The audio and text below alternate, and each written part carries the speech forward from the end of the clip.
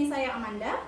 Saya Tiara Mustika Lansari. Dan saya Marda Permata Indah Sari Rizky. Di sini kami akan menyampaikan video animasi edukasi tentang penyakit menular di rumah, yaitu tugas Bapak Arius. Selamat menyaksikan. Baiklah, saya di sini Tiara yang akan menjelaskan definisi, penyebab dan cara penularannya.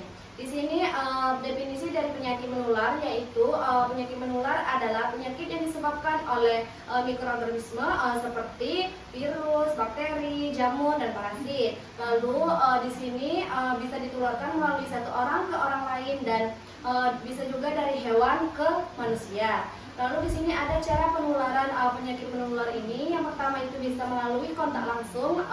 Orang yang tidak sakit bersentuhan dengan orang yang sakit, bisa juga berupa melalui cairan seperti darah, liur atau yang lainnya. Lalu bisa juga melalui udara, melalui droplet atau percikan cairan yang dikeluarkan oleh pasien berupa batuk dan bersin. Lalu bisa melalui gigitan serangga atau nyamuk yang bisa menyebabkan penyakit menular seperti DBD. Lalu juga bisa melalui kontak tidak langsung. Pasien yang tidak mengalami penyakit menular bisa terkena penyakit menular apabila ia satu handuk atau saling memegang satu gagang pintu atau yang lainnya.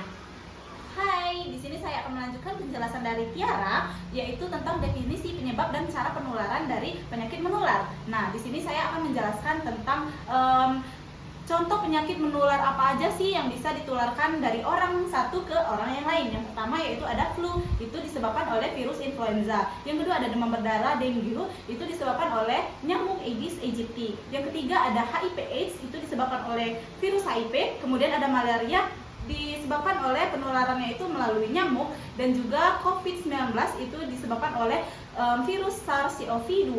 Kemudian ada campak, itu adalah bakteri campak.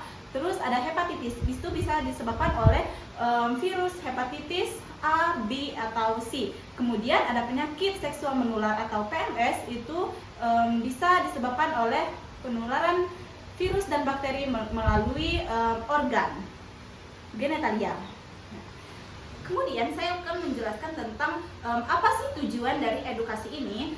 Untuk tujuan dari edukasi yang kita buat ini adalah untuk meminimalisir penularan penyakit menular di dalam keluarga, dari satu keluarga ke keluarga yang lain, dan juga untuk mencegah serta minimalisirkan penyakit menular. Selanjutnya kita ada beberapa pencegahan nih untuk mencegah terjadinya penyakit menular itu sendiri. Yang pertama ada yang namanya untuk mencuci tangan. Untuk mencuci tangan itu sendiri kita bisa menggunakan air yang mengalir, kemudian juga menggunakan sabun ataupun deterjen. Nah, yang kedua ada yang namanya etika ketika kita berbatuk.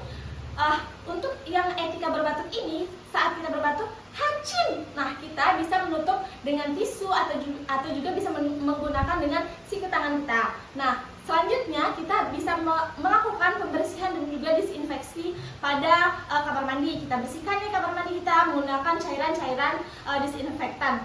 Kemudian selanjutnya ada yang namanya penggunaan APD. Nah, untuk penggunaan APD ini kita dilakukan di rumah sakit. Kita menggunakan masker, kemudian ada juga yang namanya kacamata Google dan lain sebagainya. Kemudian yang selanjutnya ada yang namanya pengolahan limbah medis. Untuk pengolahan limbah medis ini sendiri kita memasukkan limbah-limbah medis seperti alat suntik, kemudian yang lain sebagainya, sekiranya bisa mengontaminasi pasien, kita masukkan ke tempat sampah medis. Yang selanjutnya ada yang namanya perawatan pasien. Nah, pada perawatan pasien ini ada beberapa tahapan. Yang pertama ialah isolasi. Kemudian yang kedua ada yang namanya istirahat yang cukup. Kita harus menggunakan sebaik-baiknya waktu kita untuk beristirahat itu sendiri.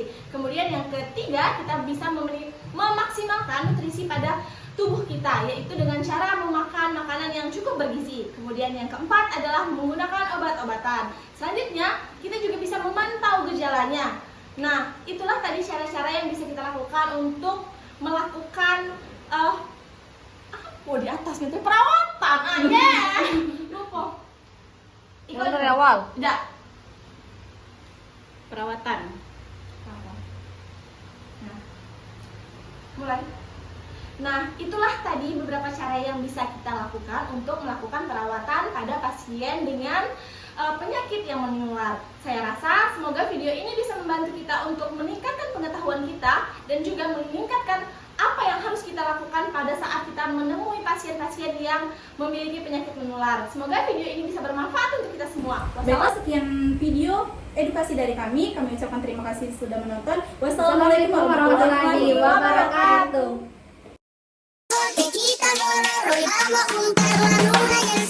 Ya no me importa nada, ni el día ni la